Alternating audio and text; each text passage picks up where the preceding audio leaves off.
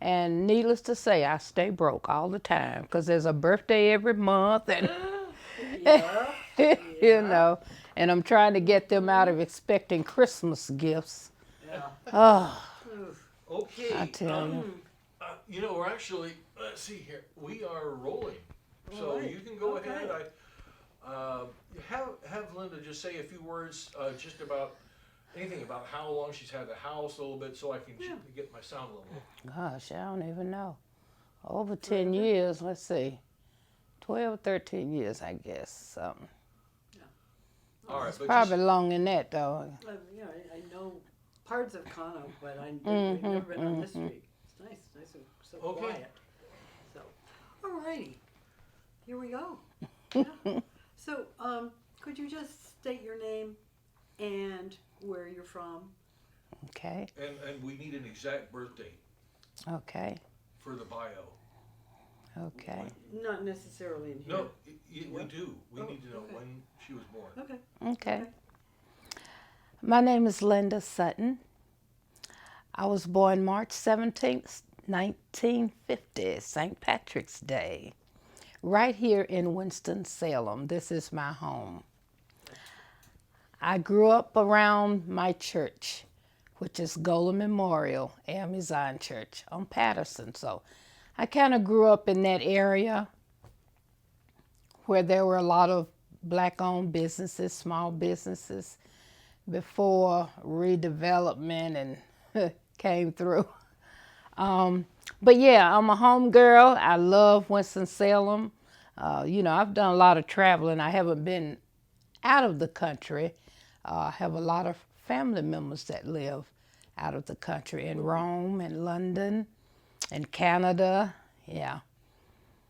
You've got your traveling cut out. And they want me to come, but I just don't have, I've never had that desire, maybe because I'm afraid of flying over water for so many hours.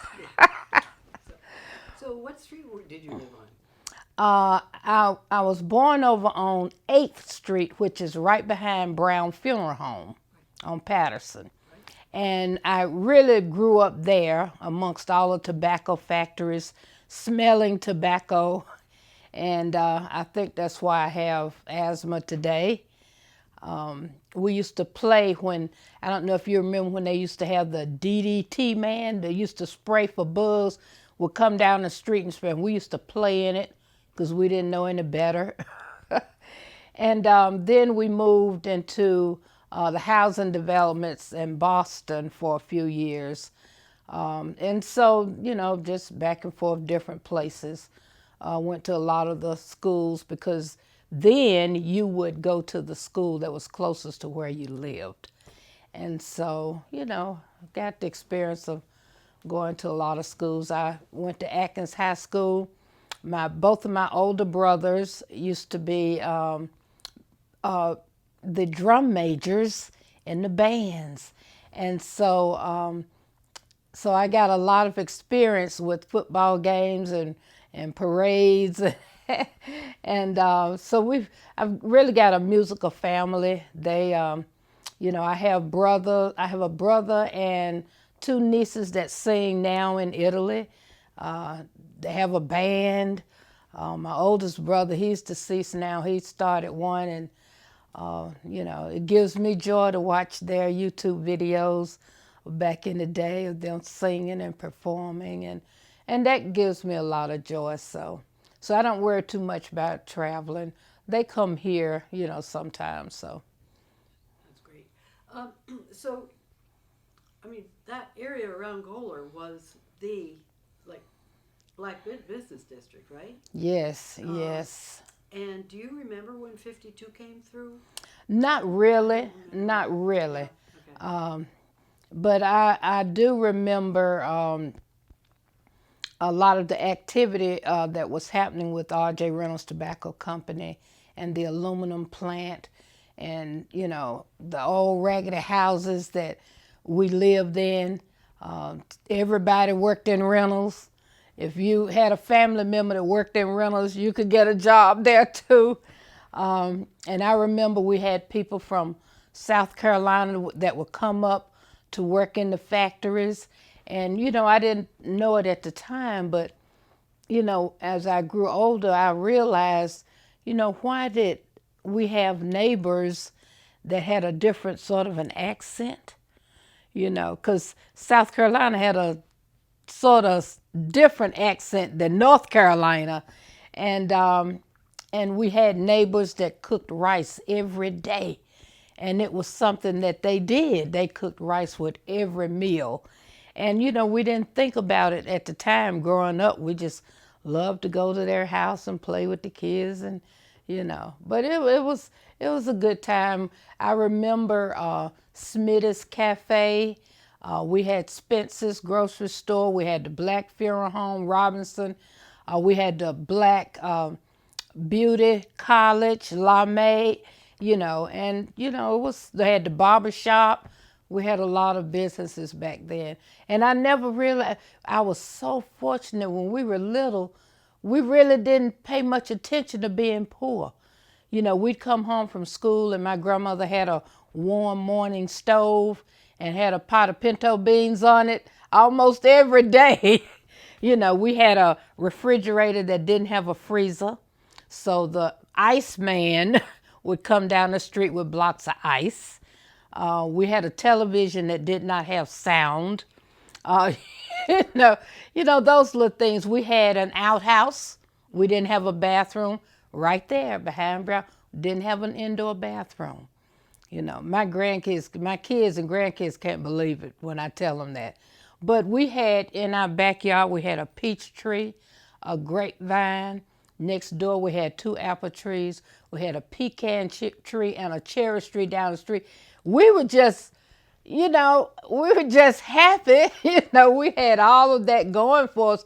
We didn't pay much attention to, my grandmother had chickens in the backyard and she'd go out on Saturday. We had chicken every Sunday.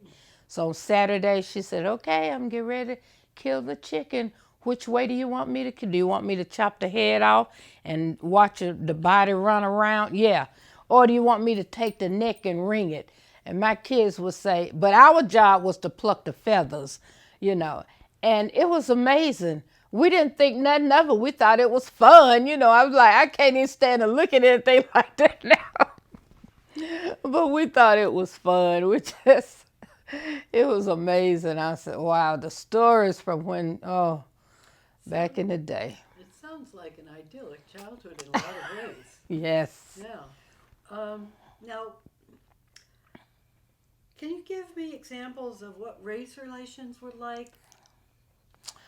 It sounds like it was very much an all-black neighborhood. Yes, it was definitely all-black neighborhood. The only thing that I can really remember in the neighborhood was the Chinese laundromat. There was a laundry, a dry cleaners there. And that's the only thing I remember there. Up the street, there was a Big Bear grocery store up near Martin Luther King and 9th Street up that way. But other than that, there weren't, we didn't there was no mingling, schools were, segregated them, so there was nothing growing up, So I really didn't experience anything around race relations until after high school, because high school is when you started paying attention. Even during high school, all of our football games and basketball games, a lot of that were among the other black schools, And so up till about 70, when they integrated, we were basically in our neighborhoods, with people of the same race. So, yeah. So, so where did you go to college? I didn't. You didn't? I didn't, and people don't believe it. And I say, well, if you grew up poor eating pinto bean sandwiches or anything that you could find to eat, when I was offered a job, I took it. And I stayed with it. When I was in my senior year in high school, Bell South, AT&T, they were going to all the high school classes, senior classes, talking about jobs at Southern Bell. and I was to be an operator. And I thought that was just amazing to be an operator. And I graduated from high school and I went and applied. And it took 2 weeks of training to get you ready for the job. And every 2 weeks there was somebody black coming in the door. Every 2 weeks somebody else black. And I'm like, what is going on? There were already a lot of, white people there, but we're trying to, why was every 2 weeks? So come to find out they were in court. They had been discriminating against hiring blacks, so they were made to hire so many. And that's how I got on. And I enjoyed it so much I stayed. But while I was there, I got involved in the union. And I loved my union work. And so through the union, I was able to take a lot of training. I would take classes at Forsyth Tech. I took a lot of classes at UNC Wilmington. I didn't go a 4-year, but I was able to take a semester here, a class there, elective there. And even Georgia, I went everywhere. I went to the Organizing Institute at Silver Spring, Maryland. I went to, just everywhere. And so I never did fully enroll in college per se, but I was able to get further education through the union and then keep my job at the same time. So I thought that was the best of both worlds. So what sort of classes were you taking? A lot of union classes, total quality, with Bell South and telecommunications. I was on the bargaining team for the union contract for AT&T. And, so I was able to, I took so much stuff. I took all kinds of computer training, and for Forsyth Tech and just everywhere. Race relations out of University of Georgia in Athens and, just different things like that. And you would have to go there. They didn't Oh, have, yeah. Oh, they yeah. Didn't have, Yes. I had to go there. They didn't have Zoom classes. Oh, like no, that. no. And so, but me working with the union, I became first a job steward, then department rep, then I was the secretary treasurer and vice president of the union. But I just didn't want to take on running for president. People tried, but no, that's a little too much. I just want to stay right here because I'm a worker. I prefer to be really behind the scenes, but everybody thought, they used to call me the lawyer of Bell South because I win so many cases for the employees. Even when the employees were messing up, doing something wrong, I was that good. I saved a lot of jobs. With our employees. So I loved that work. Even went on to organize a union at U.S. Airways.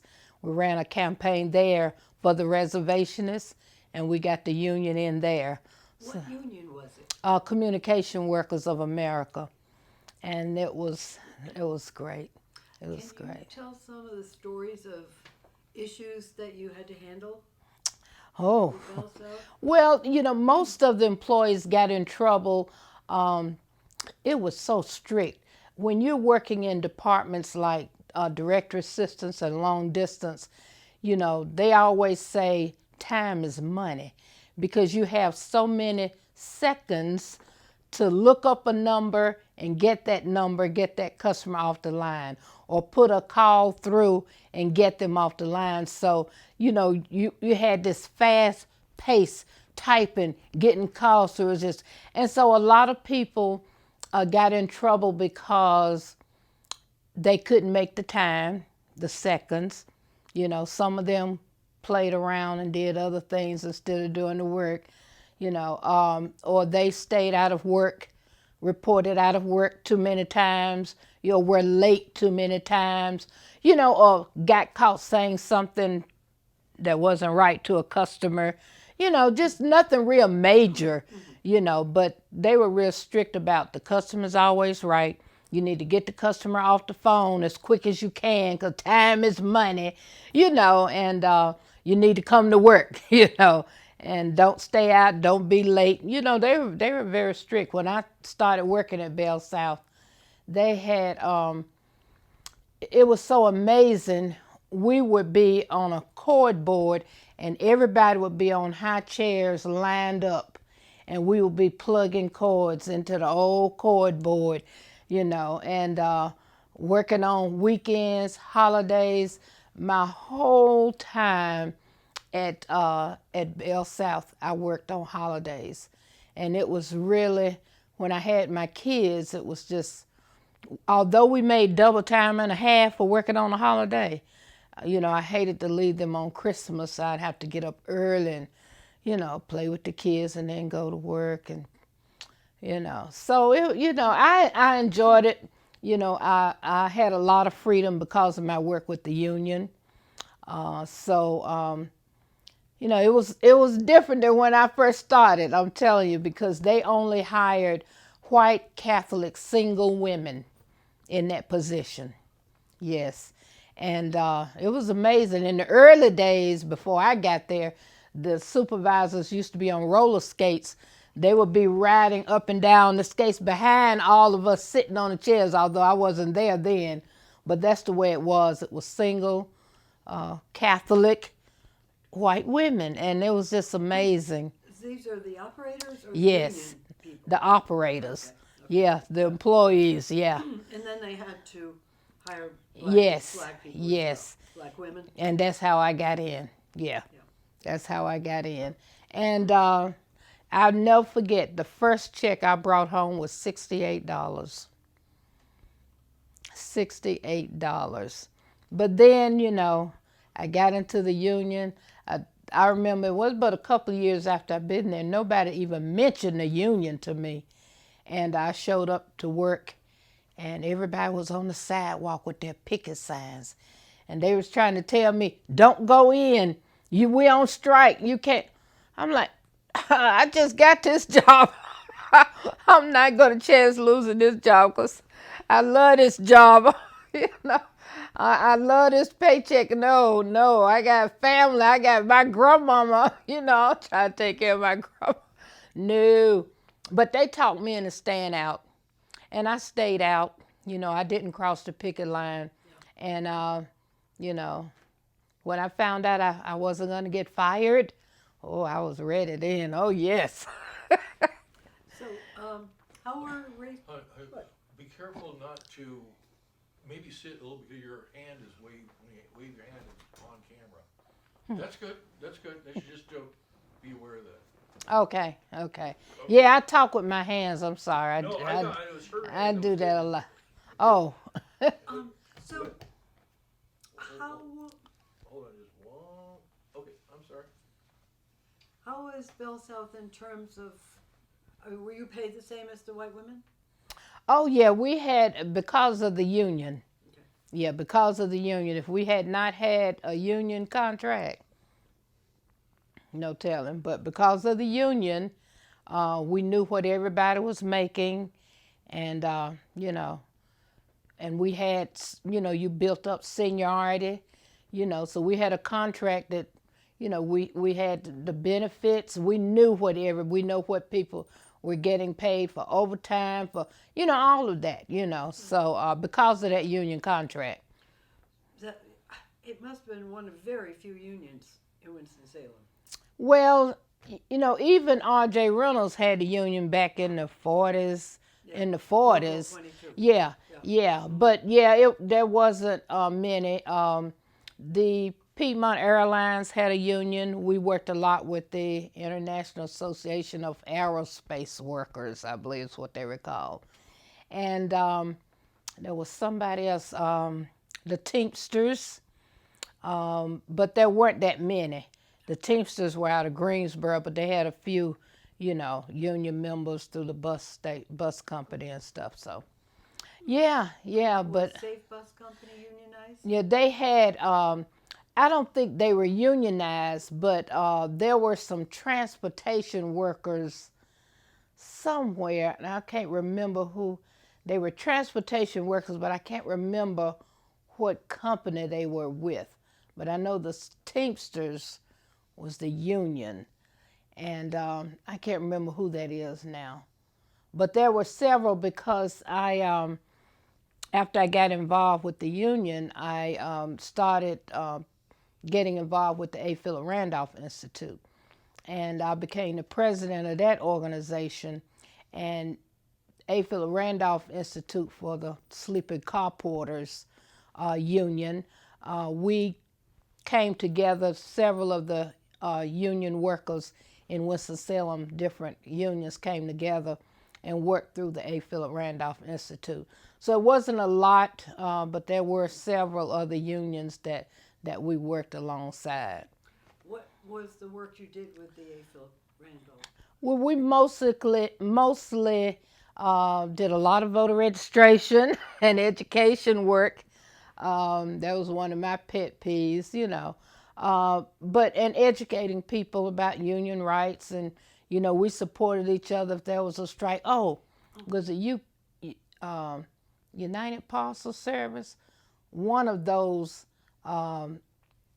had the transport workers, I think through Teamsters, because we worked with them. I remember when they were on strike, and we went and helped them on their strike. And yeah, so you know, we did a lot of voter registration education. We worked with the AFL-CIO, the labor unions, and we did a lot of work with them, the state AFL-CIO too. So it sounds like union work really led you to become an activist. oh yes, yes, that was. In fact, I wanted to make a career out of it. Oh, but Being a union yeah, worker, a yeah. union Oh official, yeah, or yeah. When I went to the Carolina Labor School at Wilmington every summer, we went to labor school, and then when I went to Silver Springs, Maryland, I was sure that's what I wanted to do for the rest of my life. You know. we've been there. The Labor College. Yeah, We yeah. So you know, so it's okay. Then I went to what was the last one that really got me into community organizing? It was let me see. It was the one that Saul Walensky did founded. Let me see, what is the name of that? Oh, I can't even remember now. I have to look at my bio, my long bio that has everything I've almost done in my whole life, and what year I did it, and you know, when I went to take classes and awards and organizations I've been involved with and participated. You know, if I didn't write it down, I'd have never remembered it by now because it's so much. And somebody took it and put it out there on the web, my whole life story, the whole thing.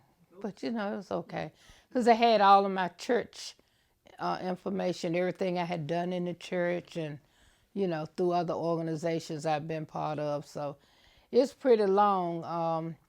So you know, I stayed there because I loved the union work there. But then when I said to myself, well, okay, I don't think you want to be a union organizer, because there wasn't such an easy job trying to organize those reservations at U.S. Airways. But I stayed there because I'd been so many years working there. I just, I said, well, few more years you can retire. Ain't no sense in leaving now. So I stayed, and I'm glad I stayed. So how long were you at Bell South? 31 years, almost So 32 years. When did you retire? Oh God, when did I retire? In 2000. Yeah. And I'm curious about what it was like registering voters. What years were you doing that? Well, when I first started registering voters, you had to be certified by the Board of Elections, and you were called special voter registration commissioners. So, and I've been meaning to look up the year that changed, because there was a federal law, and I've been meaning to look that up. I thought about that a couple weeks ago and forgot. where anybody could register voters. Anybody could take a form and, but when I got started, nobody could do that. You had to be certified by the Board of Elections to do that. It doesn't sound like a bad idea in principle. Right. I've registered voter and I never had any training other than here, make sure you get everything. Oh in the yeah, form. There's really nothing to it except that when they, when the General Assembly might change the law, or like they changed the form when I first started. The voter registration form was about what 8.5 by 14, and now it's a regular 8.5 by 11, and so that means they shrink the information on it so it's so tiny. But they've added and taken out things like they've added a spot for like your email address and if you want to volunteer and all that kind. So they do change them, from time to time. So. I assume you were registering black people of color? Well, through A. Philip Randolph, we registered everybody because we would register people on our job, and that was everybody. Yeah. Was there ever any challenges or problems around registering voters? No. The only challenge was convincing them to do it. Convincing them to register, yeah. So what years were you doing this? Oh, God, let's see. Oof. I tell you if I'm not looking at... so I probably started, let's see, in the 70s. The late 70s is when I really got started good, registering voters. So there weren't the problems that Oh, in no. the 60s? Oh, no. Well, how would you describe your role in the civil rights movement? How did you get started? Well, and I don't know if I would categorize it as,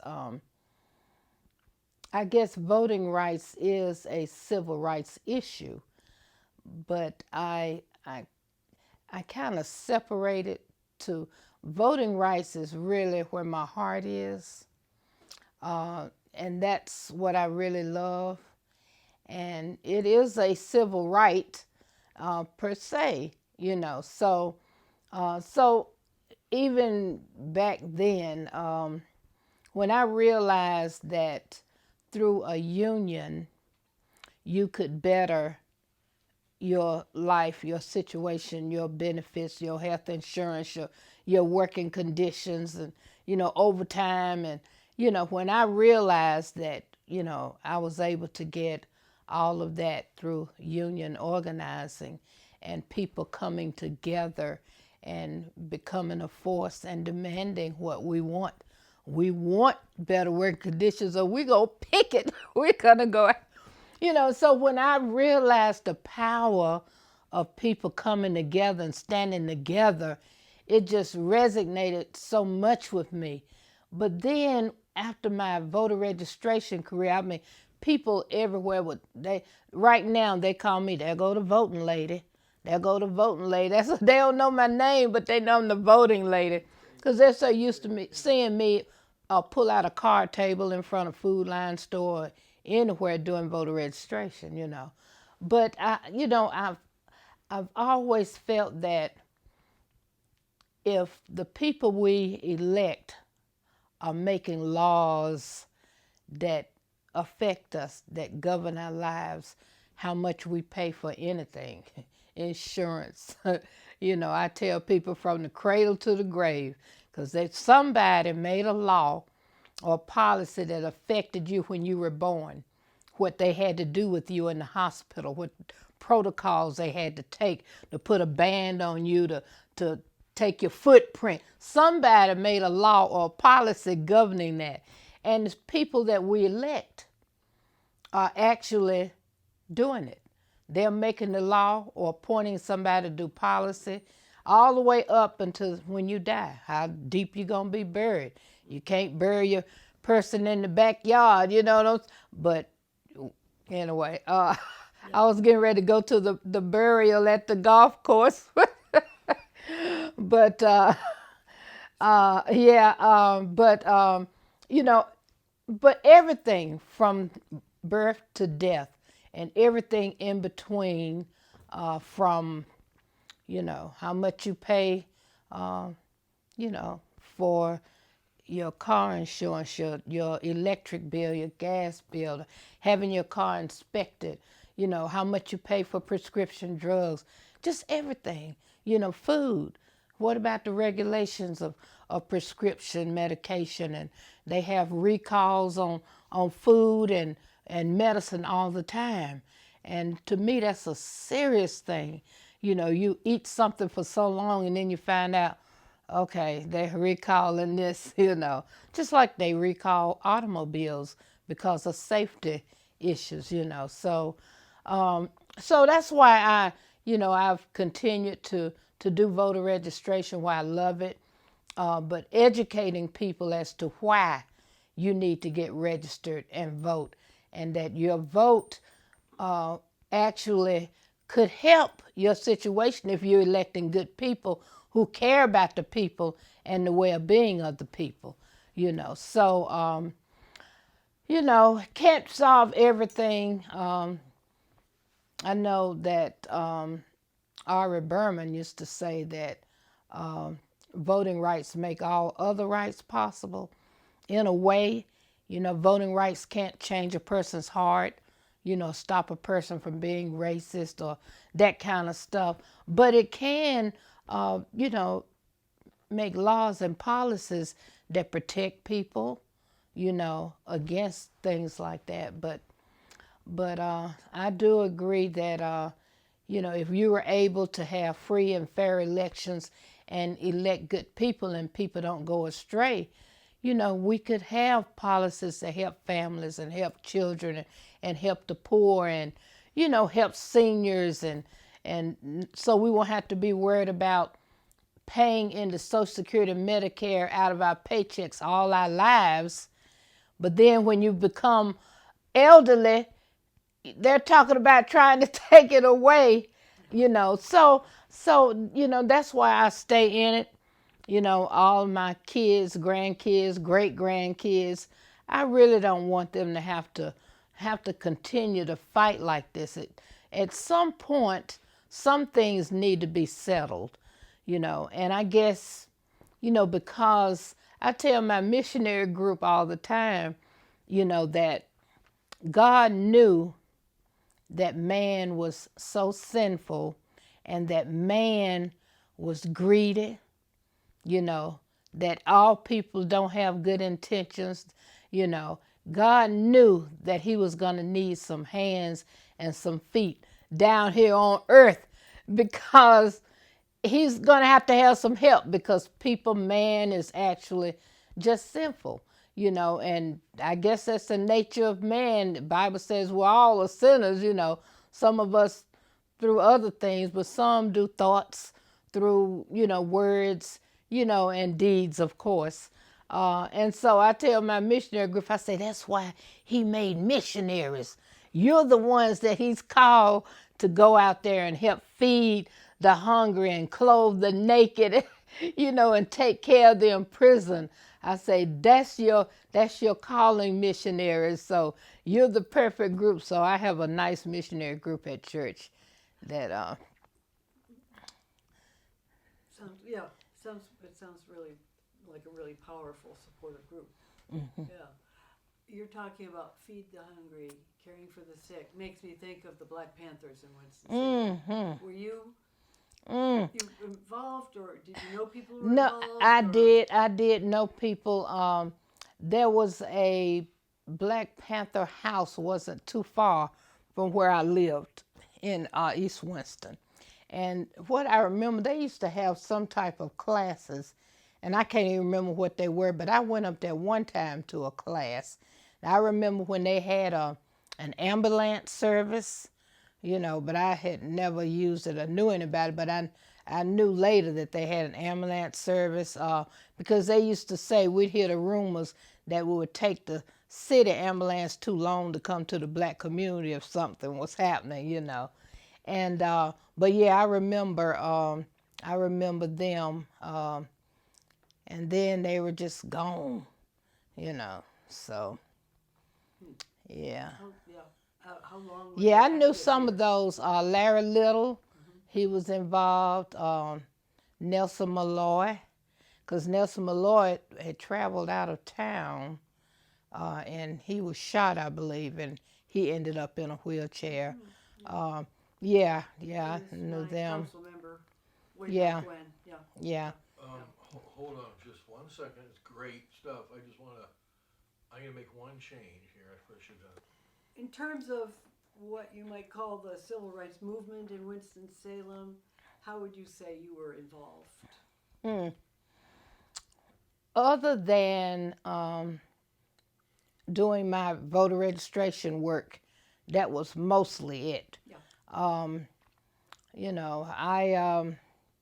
I supported things that were happening, like, we had a big riot in Winston-Salem, and, we, as younger folks, high school students, and, in the early 20s, we supported that. We had a lot of businesses that would come into the black community, and they would put signs in the windows that said "Soul Brother," and that would let the people in the black community know that, I'm a friend of yours, so please please don't throw bricks through my window. And it was just amazing to see that, when you had like the Chinese person or, white-owned store that would come in the black community and have a shop, and to protect themselves, they would put the sign that said "Soul Brother." I'll never forget that, to let us know, they were friends, and, but when, tempers are high, people get angry. And I remember that when Kennedy was killed and MLK was killed, there was a lot of upheaval and stuff, so. Do you remember the Winston-Salem is World War sit-in? No. Because you were probably No, I 13, don't. little, Right. and probably isolated No, from that. no, Yeah. no. But actually, Dr. C.B. Hauser, and you had I knew about it later when we had Wake Forest students and Winston State students involved, and it was actually the first. It was before Greensboro, but Greensboro got the jump and started the museum. But the actual first one was here in Winston-Salem. Did Greensboro, solve the Woolworths in Greensboro accepted? Yeah, they finally were able, Sooner, for the sit-in. yeah. Yeah, but I don't remember the year, but I know that Winston-Salem, their sit-in movement came before Greensboro's. But Larry Womble used to tell us all the time before he passed that, we really, if we'd been thinking, we could have done something and built something, off of that. We do have a little marker downtown, but that was about it. There's been some talk, used to be years ago, about, trying to start a little museum or something, but that never got off the ground. But since Greensboro's became the international, it's been so popular, and they're getting ready to expand. I think they bought the building next door, and they're going to expand. And it's a nice place, so it's a wonderful place, But we were first. That's right. That's right. Let's see. Have you ever gotten arrested as part of your activism? Yeah. How many times? Once. Okay. Once, just once. And that's when we were doing all the More Monday events. And I decided to get arrested on the day that we did voting rights. Me and Kim, I think Kim was with me, and I don't remember who else, Reverend Joyner, but we all decided we were going to get arrested on voting rights day. And we had fun. The jailer said to us, "We have never seen anybody have this much fun getting arrested." we had so much fun, and singing songs at high spirit, and the plastic cuffs were behind, and everybody was saying, "Oh, I can't stand it. This has hurt my hands are getting numb," and we talked them into putting the cuffs around the front. Well, when they loaded everybody on the bus with the cuffs around the front, we easily took them off. Everybody took off the handcuffs, and we were waving at the bus window, "Free at last, free at last." And by the time we got to the jail, we had to put them back on. But we had so much fun. They said, "We ain't never seen people get arrested and have this much fun in their life." So it was great, So I just had to do a little couple hours of community service work, but it was nothing to it, because that's what I did. I can do some voter registration. That's community service work. But yeah, so yeah, that was it. I did that one time. I was like, I don't think I'm gonna get arrested every time. Rem Barber and something. They kept on getting arrested. No, I can't do that. What was your motivation for doing that? We were arrested too. Yeah. It was just the importance of voting rights, because that's what I've always loved to do.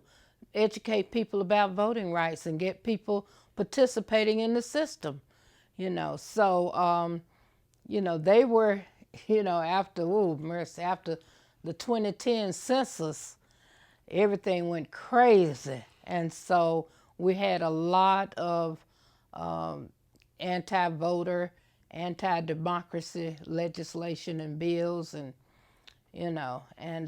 so it was making it harder for people to register and to vote. So I felt if I'm gonna get arrested for something, voting rights is gonna be it. So how long have you worked with Democracy NC? Oh, about 13 years coming up. And in fact, they just gave me an award the other day. Their first award they have ever given out, and this is their 30th year. And it was called For the People Award. So I've been there 13 years. So we had an open house last Thursday, and they presented me with that award. I was like, "Really? The first award you've ever given out after 30 years?" Yeah, but I was doing this work in Winston-Salem. I started the Winston-Salem Voting Rights Coalition, and we had, originally I was with the Black Leadership Roundtable, which was formed by Larry Womble and Colleague Griggs and several people there, and then I became chair of the Black Leadership Roundtable, and I started doing all the work myself, and I'm like, wait, now I'm more interested in voting rights. I understand, I'm working on keeping the black cemetery open, and I'm, working on different things, but this is what my heart is in voting rights, and that's what I wanted to do. So I passed off the Black Leadership Roundtable to some others, and that's when I formed the Winston-Salem Voting Rights Coalition, and specifically to work in my passion on the voting rights. And so What year was that? oh God, I tell you, if I don't have my bio, I can't tell you. Let's see. Oh God, I don't know. It's been a long time. You can find it. And so we started doing a lot of voter registration. It was at the time when we were advocating for 16, 17-year-old pre-registration. And after we got that passed, I used to travel to the social studies conferences, training social studies teachers about registering their students. And, we go into schools, different high schools across the state, setting up voter registration drives. And, that was my pet peeve, That's what I love doing. I've really been really devastated over the last couple of years because I haven't been able to get out. I could, but I'm afraid to get out, because of COVID, and it's really, stifled me. And I'm like, you're letting the people down, There's so much anti-voter stuff going on, and you really need to be out there. And it was really, really tearing me apart. So I said, well, I have to bring in some of the younger kids who are not afraid, especially during the, when George Floyd was killed and all, Black Lives Matter rose up and people were having marches and stuff, and I used to tell them, it's okay to march and protest against an injustice, but you march and protest now, but you get ready for November and you vote, because you really, if you think about it, you vote for your city council who hires your city manager that trains vets in charge of police. You vote for your sheriff. You vote for your school board. If you would translate what's happening in your life to your vote, if you can connect that, I think people will understand it more. Because for years, when I first got started, I just registered people to vote and that's it. But throughout the years, you realize you've got to educate them about why and how it affects what's happening in your life. And once they get that, once they understand that you vote for the insurance commissioner who is setting rates for your insurance, once you understand that, And like you say, local officials, people who provide local services, like the sheriff and the mayor and our city council members, those directly impact their lives. And That's people right. think, oh, I just vote for the president. That's But right. That's you right. have to go down. And I People remember have when to I, understand when I that the first whole got ticket is started, important. I would never vote for judges. I had no idea who these people were. I knew they were judges, but that was it, and a lot of times I skipped that. I wouldn't even vote for judges, But trying to educate people how important that is and let them see actual cases, that affects everything, then, and that's the most important part of working in voting rights. You've got to explain why your vote is important and how it affects, everything that happens. So, yeah. So, with all the gerrymandering and what's going on now, how would you say this relates in terms of severity challenges compared to past decades or past years? Oh, it's bad. It's bad. We were able to, that's why I said that the 2010 census was a turning point in North Carolina, because we were able to get some good pieces of legislation that improved voting rights, just like your 16, 17-year-old. We had a lot of laws that governed big money in politics, and we had the check off. You can check off $3 on your federal taxes, to help guard against all of these suitcases coming in, buying our elected officials. And so we had some good policies that we were able to get through and get put on the books. But then after 2010 census and the gerrymandering, after 2013, we had this monster law. We'd call it a monster bill because it took away it took away straight ticket voting, and it opened up more money into politics, and it was just a lot. Citizens United passed. That was devastating.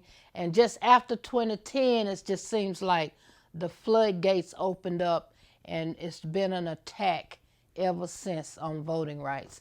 And the gerrymandering is the way, if they can gerrymander the districts to make sure that, certain people stay in office and they write the laws and control everything, it's harder for people. But I keep telling people why I'm so passionate about voting rights, because I know that if the majority of the people, if the people would just get out and vote, we could change it, even in a gerrymandered district. But they know that so many people just don't vote. We just don't vote in this country.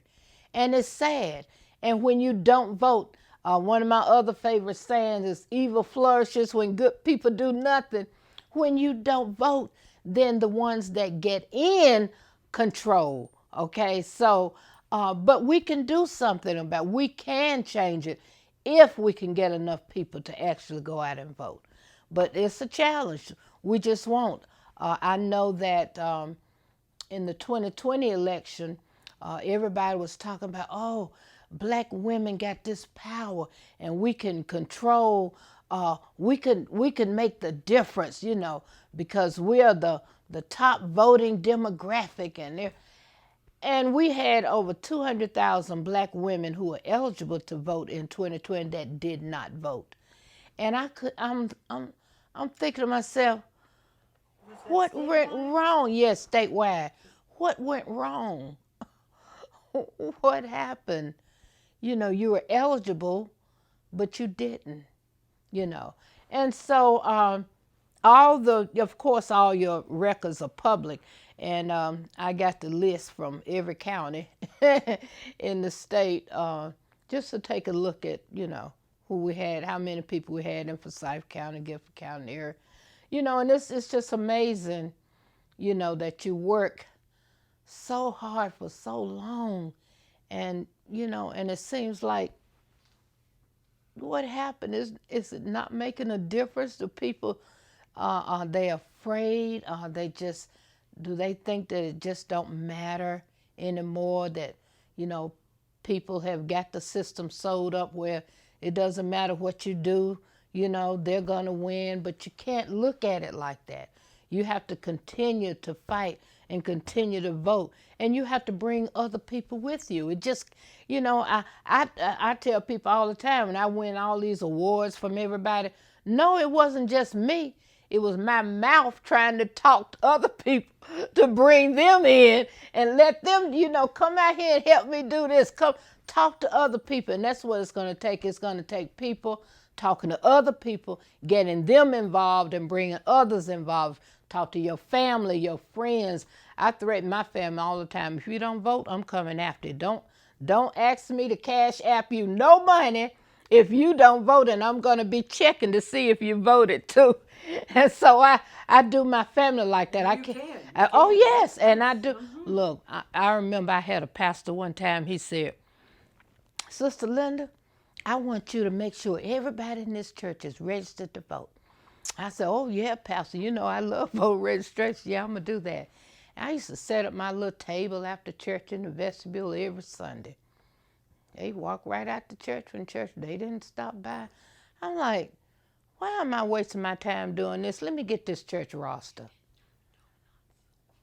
You didn't have donuts. Oh, yeah, right. Right. And yeah, we learned that little trick too. But I got the roster, the church membership, our directory. And I just put them in the voter lookup to look up everybody, see who's registered and who's not. So I got up the next Sunday and I said, the pastor asked me to make sure everybody was registered to vote, right? I said, so I want you to take out your phones. We're going to do a little exercise. And I want you to put in ncvoter.org or put in SBE, the lookup, and just put your name in there and see what information. You know, they didn't even know anything about it. I say, now go home and look up your family members, look up your husband, look up your wife, and look up your best friend. You know, when they realized that it's public information and I could see who's registered, not, honey, everybody came. You know, I think I moved and I didn't change my registration because they knew I could, you know, look it up, you know.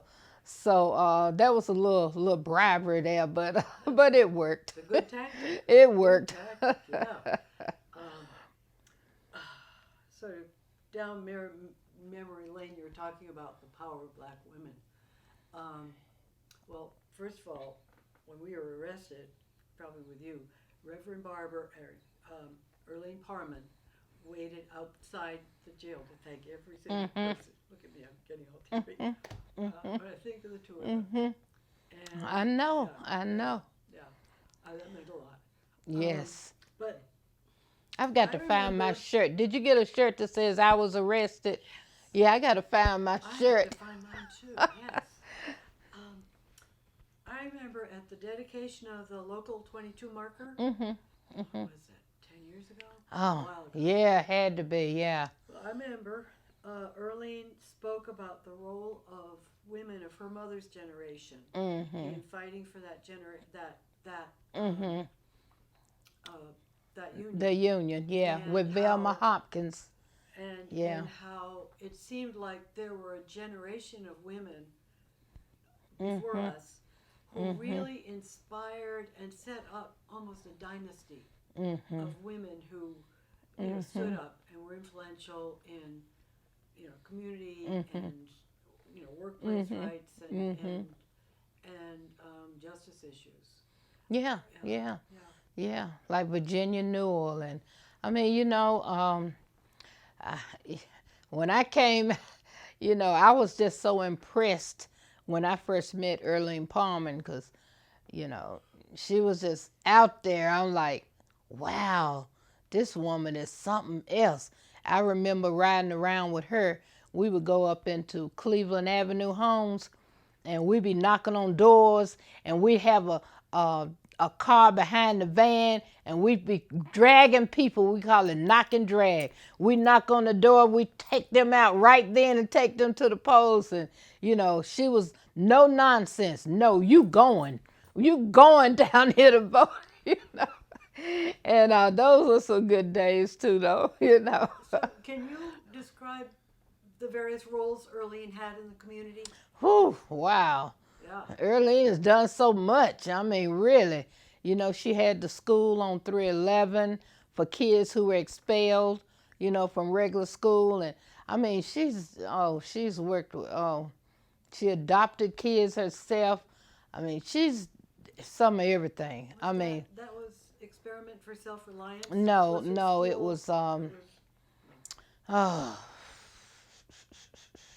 you would ask me. I'll think about the name of it about 3 o'clock in the morning when I'm laying in the bed.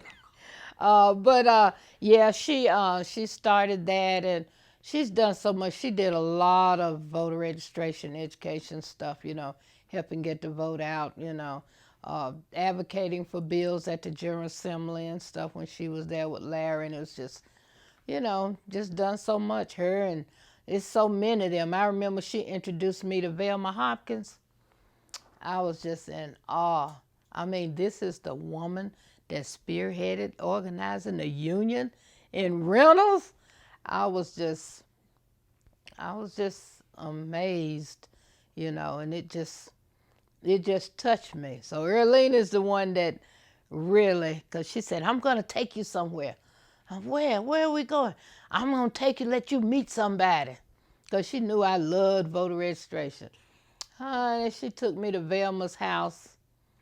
I was just so impressed, I tell you. I was so glad she did that. I actually got to meet Velma. But yeah, we had some strong black women in this community that did a lot of good work. And I'm hoping one day we'll be able to continue that legacy. There's so much that's going on that people go astray. They don't. stay true to their calling, what they should be doing. And a lot of people are weak, and they get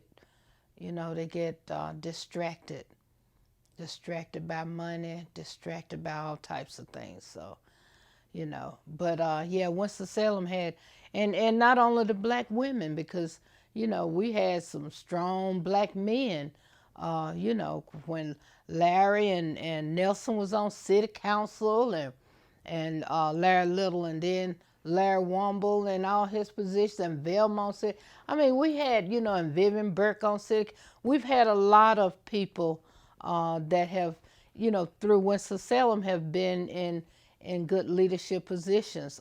Carl Russell and Kenneth R. Williams from back in the day, from a long time ago before me, that were making their mark in this city. So we've had a lot of good leaders, Can you, I know you see a lot of people who are distracted, or just, young people who are just not embracing the cause, but do you see any signs of hope in terms of young people getting involved in activism and civil rights? I'm always hopeful. Right now, I really want to focus on our future leaders. I think there's a lot of hope in those millennials, and that's who I want to work with, and I work with them every summer.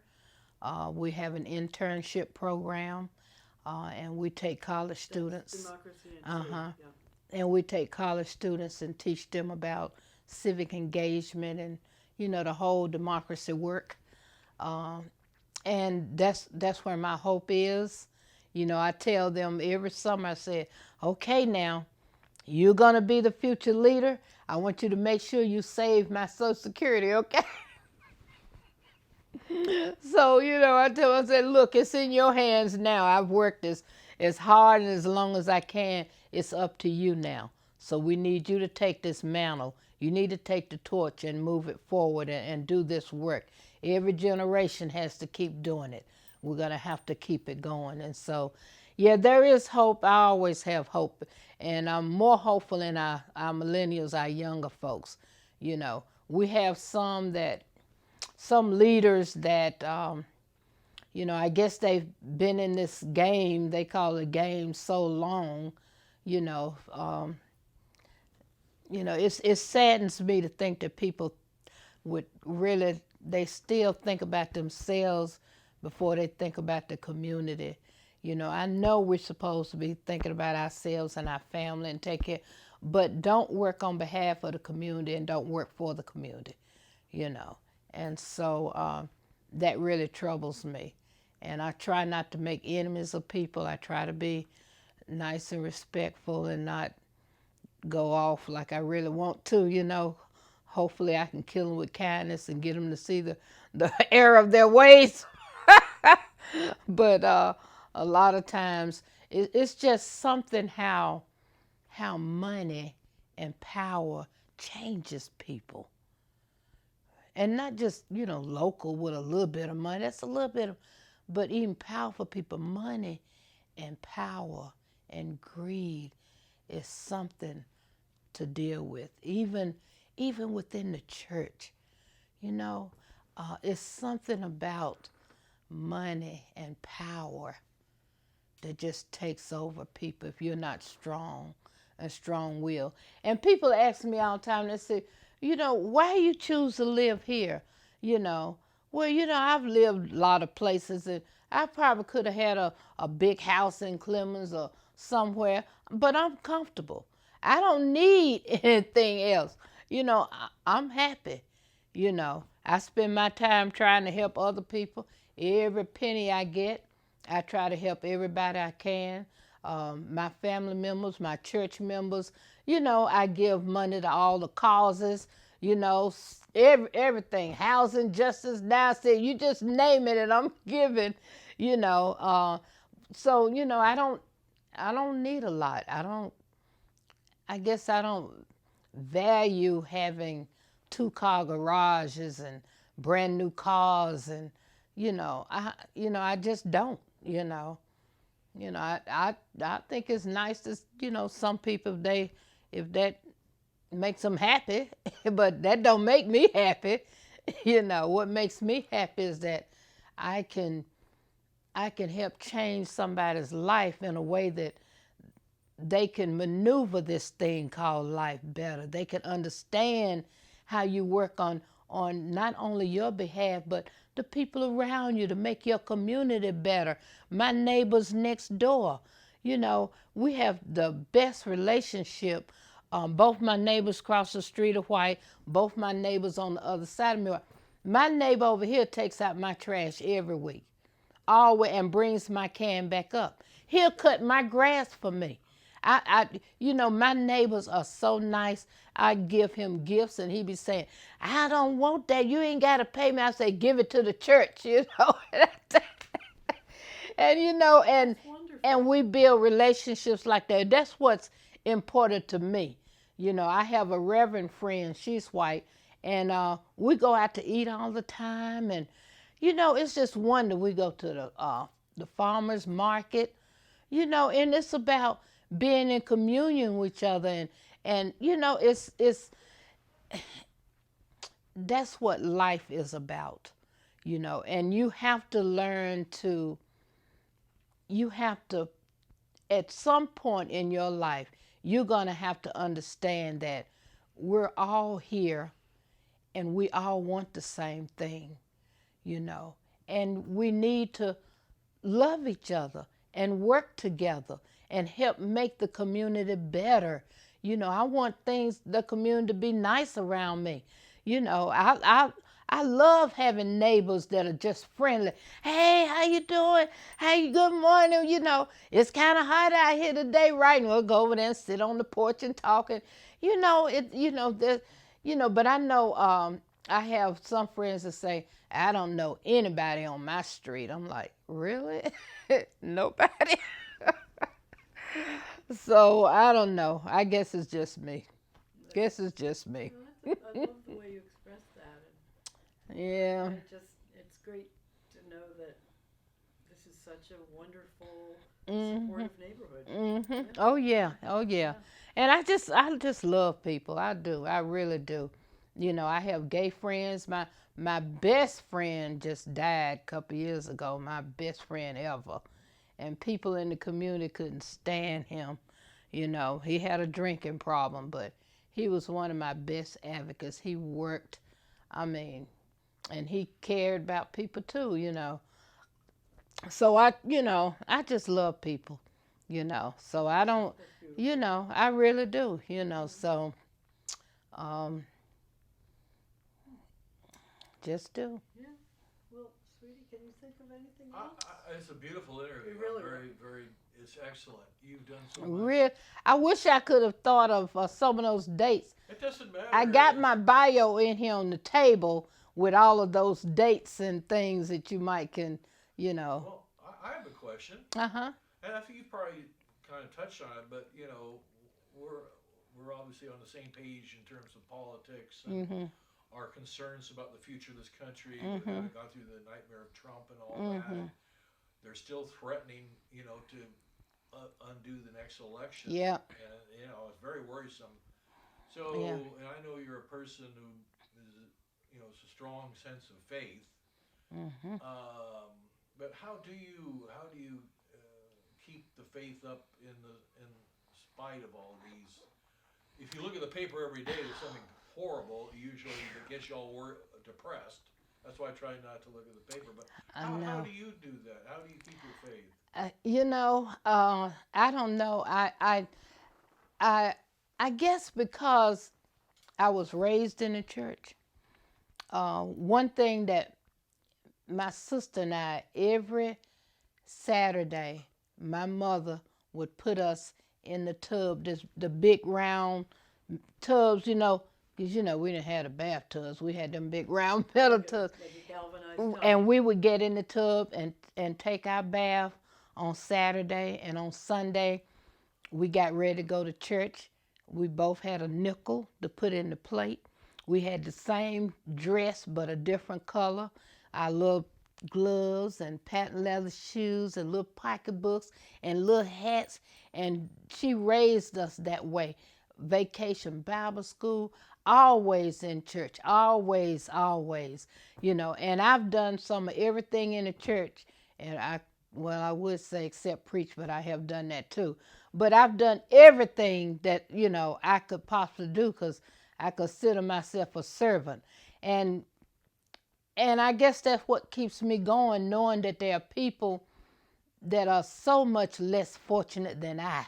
And I don't even have a whole lot, but I have a lot compared to a lot of people, And I think it's because of the way my mother raised us, it's just in us to try to help people, to try to make things better. I remember when we used to go visit people in the prisons and, done everything that you can think of. I'm telling you, my work in the church I've been a usher, I've been cooking, I've been cleaning up, vacuuming, I've been washing curtains, washing windows, I've been doing Sunday school, I've been teaching this class, doing small groups, doing class, everything. Been the den mother for the Boy Scouts, been, some of everything. Singing on the choir, I even worked in the church for 8 years as a church administrator. I did that, and but I couldn't take that much longer because after I left Bell South, I kept one of my grandchildren when he was born, and my daughter-in-law was saying they were getting ready to have another one, and I'm like, no, I didn't retire to babysit the rest of my life. So I raised him from an infant to when he became 1 year old. Then I said, I'm going to have to find me a job because I can't be a full-time babysitter. So I actually, I started working for the church. And I worked for the church for 8 years. And I was still doing all my political stuff, in the meantime. But I just couldn't take doing funeral programs all the time and setting up for that. And it was becoming too much, and, especially everybody that you knew, and I was like, I think I want to go out here and do some work with Democracy in North Carolina. And so when I started the Voting Rights Coalition, that's what I actually did. And the former director, Bob Hall, he's like, well, you come work for us, I say, well, that's good. Because I used to be on the board for Democracy in North Carolina for several years, too, before, I was employed. But I've enjoyed it.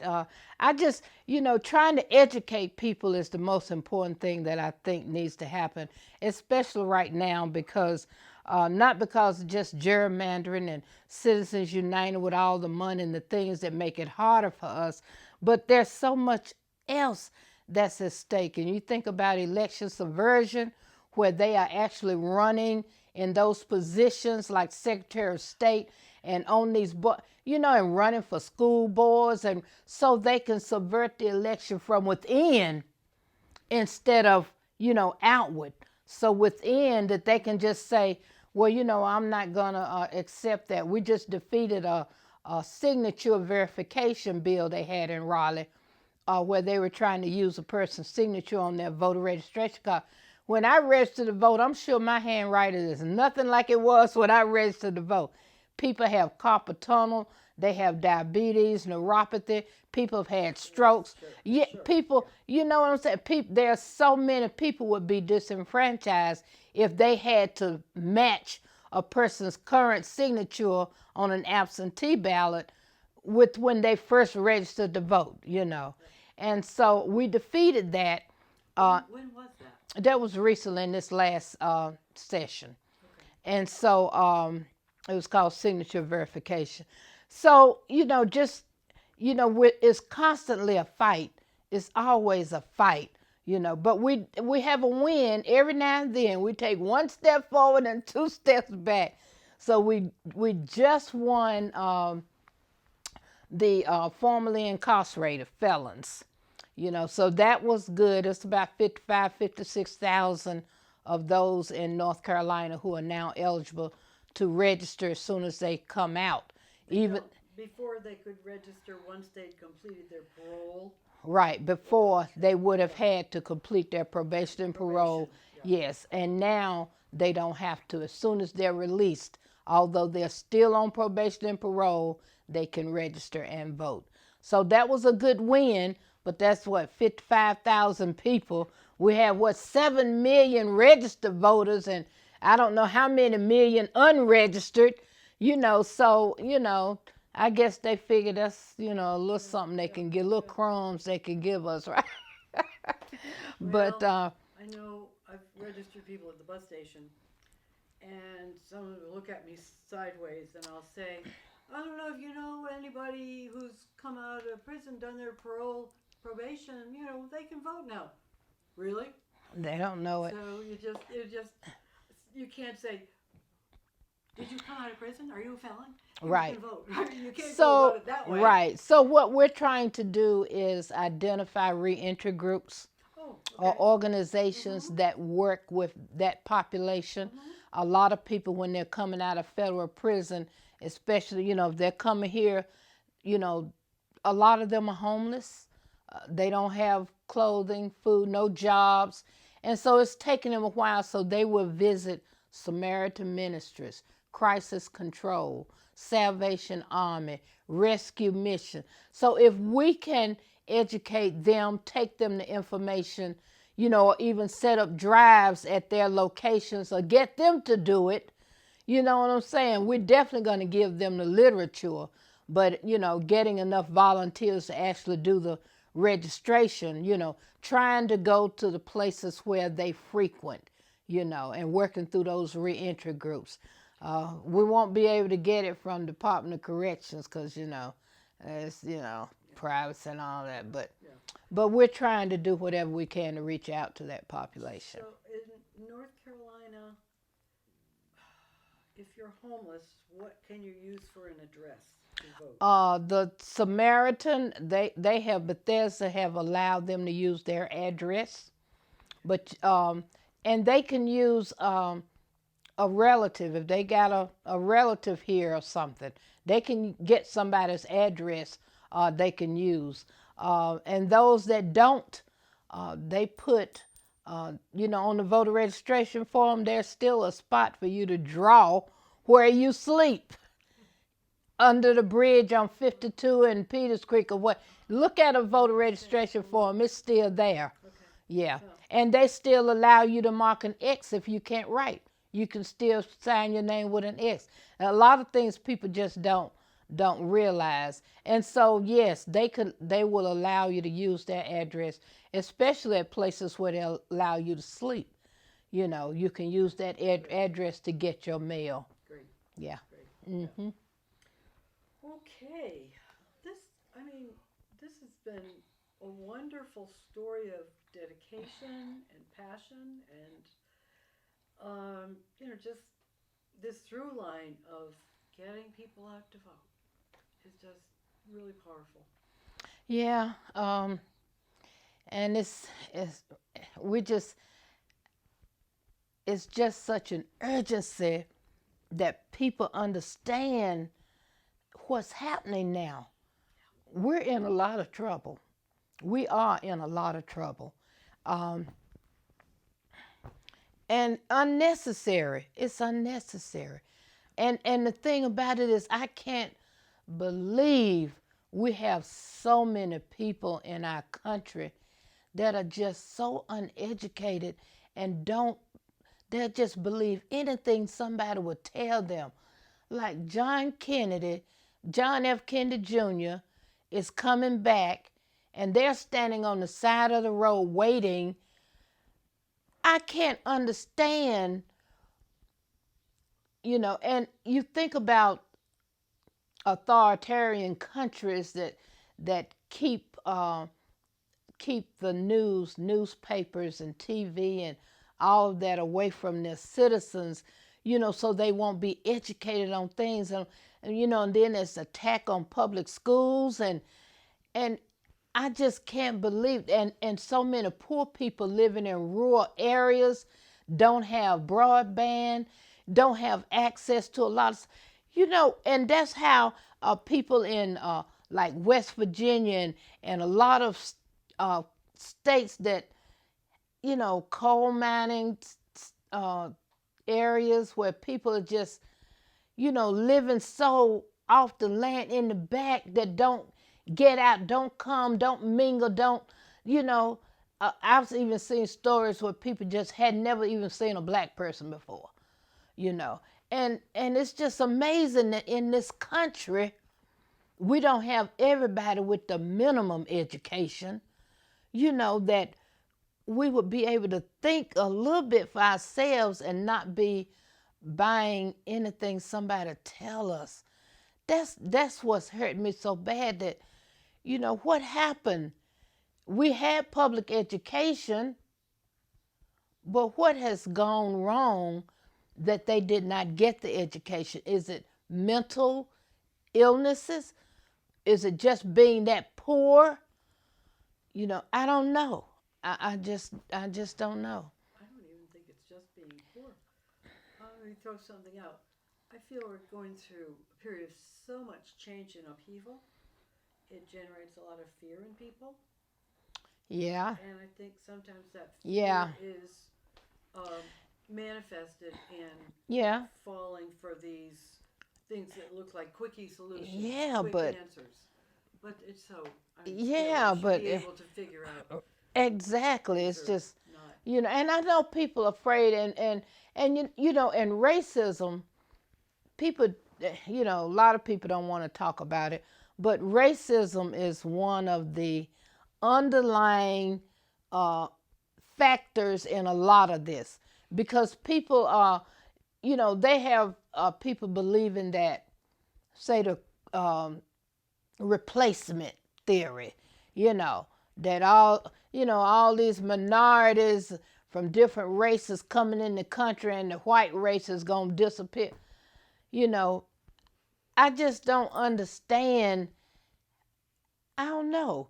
And I don't think we will ever, I used to think, well, maybe after those hateful generations, the people who are really the strong racists, and, maybe once they die out and the younger generations keep coming and they're marrying each other, and, and they're more tolerable, you know what I'm saying? So, and I keep thinking, but, that race is such a strong, it's so embedded in everything in our country. I don't know if we'll ever be able to get from but I'm still hopeful, generation after generation after generation, if people learn to live together and see it's not that bad.